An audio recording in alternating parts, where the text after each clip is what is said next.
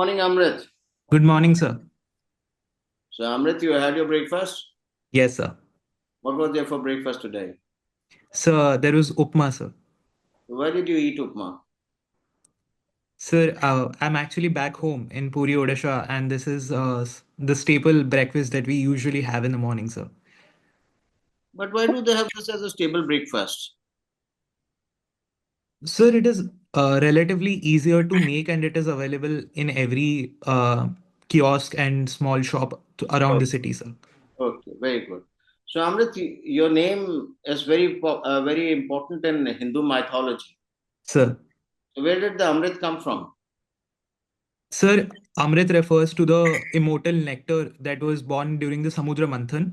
And along after halahal or poison, the Amrit also came out from the same Manthan, sir. What was the jab Sumandar Manthan clear? What was the which hill was used and what snake was used to curdle the churn the oceans? Sir, to the best of my recollection, I think it was the Vasuki snake, but I do not recollect the name of the hill, sir. Okay. And what was on the base of the mountain? The pivot. Sir, I am unable to recollect right now, sir. Okay, no problems. I'm sure you will find it out. I Sir. understand you've done your optional was sociology. Yes, sir. So tell me, what is the impact of social media on present generation? Sir, the impact of social media on present generation would be two, threefold. First would be the fact that the present generation is being exposed to ideas and cultures which are far beyond their own geographical limitations. For instance, sir, someone sitting in India in a very small town can know what is going on in America, what is the latest trend in fashion there, what is the latest trend in movies there. At the same time, it has also led to an aspirational society where people are vying for more and more material things, seeing how things are in developed countries. And last but not the least, sir, there is a disadvantageous outcome of this as well, where social media has led to a cycle of dopamine addiction, where people are scrolling through reels or videos wanting to have that instant mental satisfaction without engaging in long term tasks, thus reducing their attention span. Very three important aspects that cognitive abilities and concentration has gone down. So what is So, your take? Should what Australia has done in banning social media till the age of 16? Do you agree with that? sir, I believe that a measured social media usage is important because if we ban it outrightly, then people will find alternate ways to do it. For instance, sir, the Google Docs that we use for official purposes can also be used as a chatting tool if two people are on it at the same time and they exchange messages. So, if we ban it, it only drives the sentiment underground. We should tackle the root causes of loneliness that the teen generation is facing nowadays, which is how we can reduce the social media addiction, sir.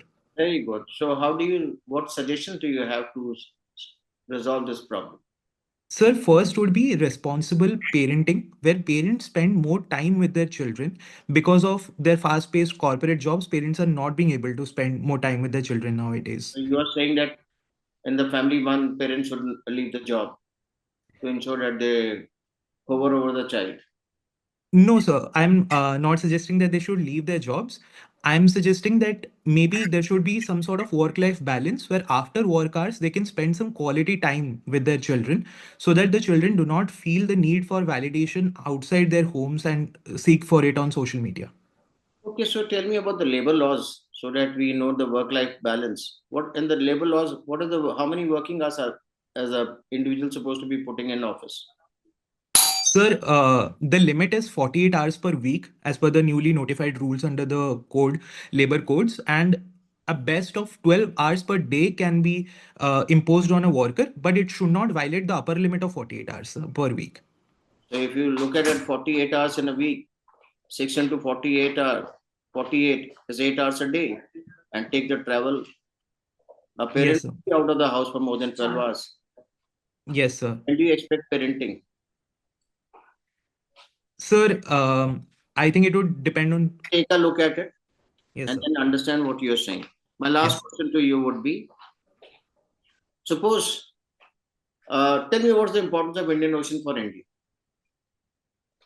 Sir, there is an economic importance. There are multiple resources found in the Indian Ocean region which India tries to exploit, especially in its exclusive economic zone. There is a strategic significance as well because the Indian Ocean region is the site of contestation for a lot of major powers in the world, including the United States of America and China. So it has a security implication and an economic implication, sir. Okay. Thank you. I enjoyed interacting with you. I Thank you, wish you sir. all the best. Thank you, sir.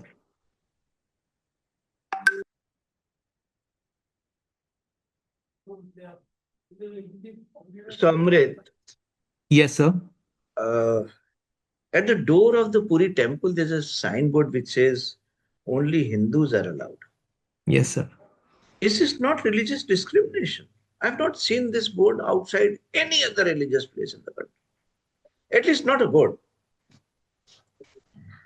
Sir, the sign that says that only Hindus are allowed inside the temple pertains to centuries old cultural practices where Hindus, Buddhists, Sikhs, and Jains are allowed. However, Christians and Muslims are not allowed. Sir, even though we do not have overt religious barriers in other places, as you mentioned, but even, say, for instance, in mosques, we have certain rules that we have to follow when we go inside, or even in gurudwaras. So I think, sir, it is up to the religious denomination to prescribe what sort of entry barriers they want inside a religious institution. But Amrit, if you say there's a form of God inside the temple, right? Yes, sir. In a roop, right? Yes, sir. So then God doesn't discriminate, or He hasn't spoken that you don't allow a Christian or a Muslim to see me, to come and see me and pay obeisance. So I don't really agree to your logic. It's centuries old. Caste system is also centuries old.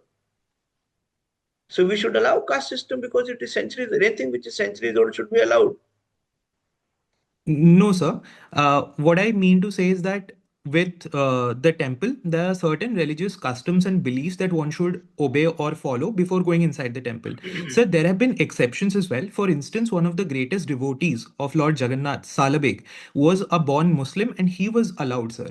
Similarly, sir, the Rath Yatra takes place every year where people from all religious faiths, the purpose is to allow people of all religious faiths to visit and to see the Lord in his attire. So, unless we believe in that religious faith or denomination, then one should not have any purpose of going Okay. inside. Tell me, what religion did Kabir follow? Sir, he was brought up by a Muslim weaver family. And he professed the religion of humanism, I would say, sir, than anything else. Now you're coming to the point. Yes, sir. So, what are the applications of sociology in governance? Sir, it helps us understand the social composition and the various social problems that exist in society. Second, it helps us understand the motivations of various groups, of various actors and their interests so that we can balance it via policies. And third, sir, it also helps us measure what sort of outcome that we targeted is being achieved or not achieved in the process of governance. So, how will you apply sociology in rural housing? Sir, in rural housing, sociology can be applied by mapping out how many communities are there in the particular village or the rural area, and what is the distribution of people who do not have a house. For instance, sir, if it is along lines that the more vulnerable communities like SCs, STs, and OBCs do not have a house, we can have a targeted scheme that ensures that their pattas or the record of rights are handed out to them at the earliest so that they can have dignity and economic security. Okay, you say you like old Hindi songs. What is so Yes. special that distinguishes them from the ones which were post 76 era? Sir, I would say that there was a lot more emphasis on the lyrics, on the meaning of the lyrics, which were timeless and universal and did not necessarily pertain to the movie at hand. It sort of transcended boundaries. It continues to be a source of meaning even today, which over time, sir, even though there have been some songs with good lyrics, it has not been the case universally. Lyric is the word, right? Yes, sir. Yes, sir. It is written by a songwriter. Yes, sir. But there was something more, one vital aspect you are missing. Sir, the singers also were, No, and something else. sir, I would One say, word. sir, I would not be able to point out. The rag Yes, sir. were based on classical rags, Yes. semi-classical rags, Yes, and sir. that defined and distinguished the lyric and the song. Sir. So when you say you do narrative blogs, Sir. what kind of blogs you do? Political, social, religious? What kind of blogs you do? Sir, Peace. I do personal narrative blogs. I try to situate any incident in my life with any historical or social event that has taken place, and I attempt to draw a parallel between the two, sir. What was the last one? And what was So, your learning from that?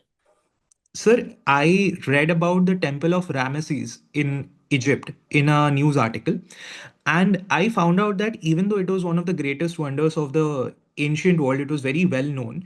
Over time, it was lost, and it was only found later in the colonial era. I try to draw a parallel that no matter how great we are or how much achievements we have in life, our achievements can also be similarly lost in time. So we should not be looking for social validation always.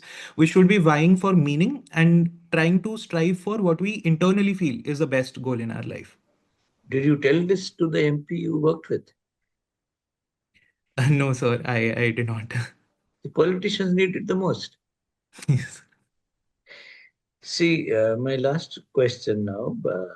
Since you mentioned Ramesses, are you aware who were the laborers who built all these huge pyramids and temples and cities in Egypt? The laborers. Sir, I know that there was slave labor, but I would not be able to point out the ethnicity or They were the Jews, sir, slaves.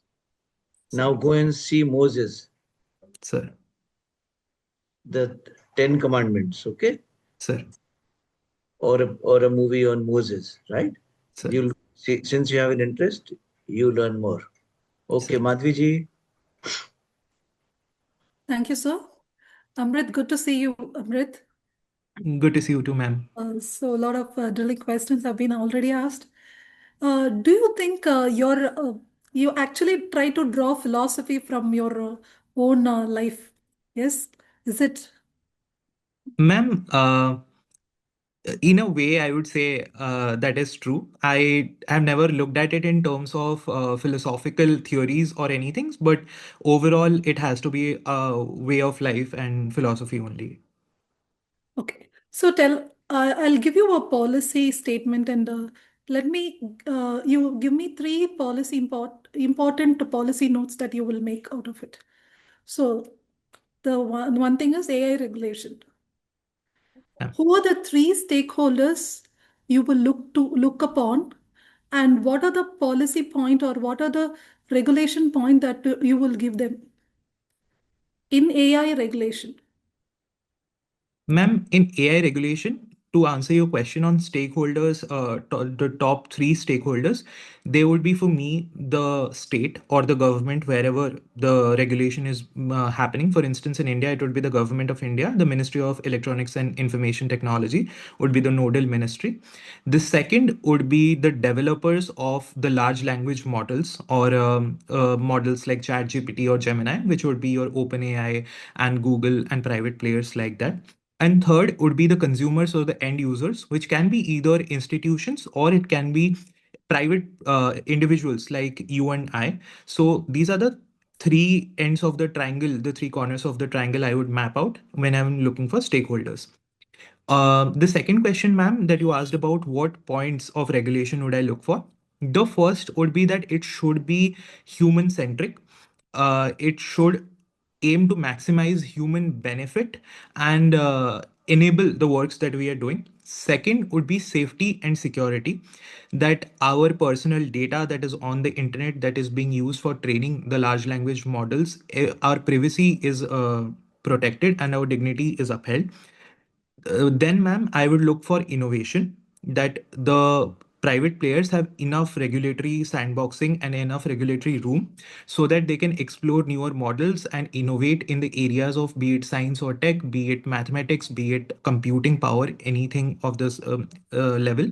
And finally, ma'am, there would be computing power itself. For instance, India has also allowed India AI mission, which provides for computing power to these chat GPT like companies so that they can explore and innovate. And all of this will be underpinned by the value of accountability, that all the developers will be accountable for the processes that they develop, all the models that they develop, and any harm that the models may cause to the users in the very end. See, Amrit, I can understand you have a very nice policy, but policy are really are in papers rather than implemented in the ground. Example, this mental health policy, or even this there is disaster management policy. It's just in papers. So what Amrit can do about it? Ma'am, one would be mapping out why the policy is not being implemented in the right fashion. For instance, ma'am, with the mental health policy, I would say that before the mental health policy came into place, people were much less aware, and the policy has gone a long way in ensuring that people have access to helplines such as the Telemanas helpline, and it is receiving calls throughout the day. However, the gap lies in the fact that we treat mental health as a stigma or a taboo. So, there more than policy, social sensitization would help in people availing the existing policy. For the disaster management policy, ma'am, I would say that we have also come a long way in that. For instance, in my home state of Odisha, the disaster management infrastructure has gone on to be one of the most resilient, not only across the country but across the world, and has been praised by the World Bank. We have a few gaps, but that gap will only be solved by consistent evaluation and monitoring. So, as an potential administrator, I would say that I would look for the gaps. I'd ensure the policy is implemented in full how it is right now, and take feedback to ensure that it is being improved constantly. Do you think this registration of living together relationship is totally a very old way of approaching? Say, for example, it's this generation would not like it. This generation is holding on to privacy, holding on to freedom more than any other generations in time. So, do you think this policy measure or this registration is right way? Ma'am, while the safety of the citizens is the concern of the government, and that has been the motive while bringing in the registration norm, I would say that that may consider an overarching intrusiveness into the private lives of individuals. And given that Article 21 allows us our right to personal liberty, there should not be any registration of the living arrangements. The Supreme Court has also mentioned that despite what the society thinks of such couples or such arrangements, it is up to the liberty of the individuals to decide for themselves. Okay, tell me which are the decolonization things that we can do about the policies or procedures in Parliament? Or tell me what is the colonial procedures that have been in the Parliament which you want to be shed? Ma'am, one of the colonial overarching imprints that we had was in our criminal laws, and that has been repealed by the parliament. A new set of laws have come in, and the new names have also brought in for that. We see similar. No, Amrit, I'm talking about the parliamentary procedures, not the laws. Ma'am, in terms of colonial imprints, almost all parliamentary procedures draw their inspiration from the British Parliament. No, Uh, I ask you, what are the things that you think we can shed it or we can just improve it or change it?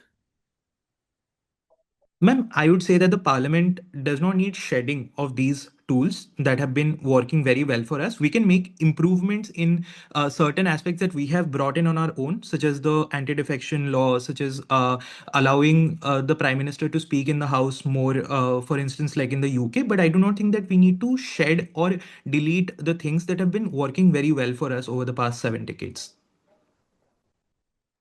Thank you, sir. Over to you.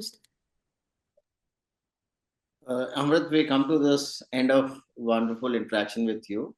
Sir. And how many mocks have you given till now? Sir, I have given 4 mocks, sir. So what has been the observation from the previous mocks? Sir, my observation? Yeah, what have they told you? What should Sir, you work on? Sir, I have been told that in terms of confidence, articulation, and presence, I am good.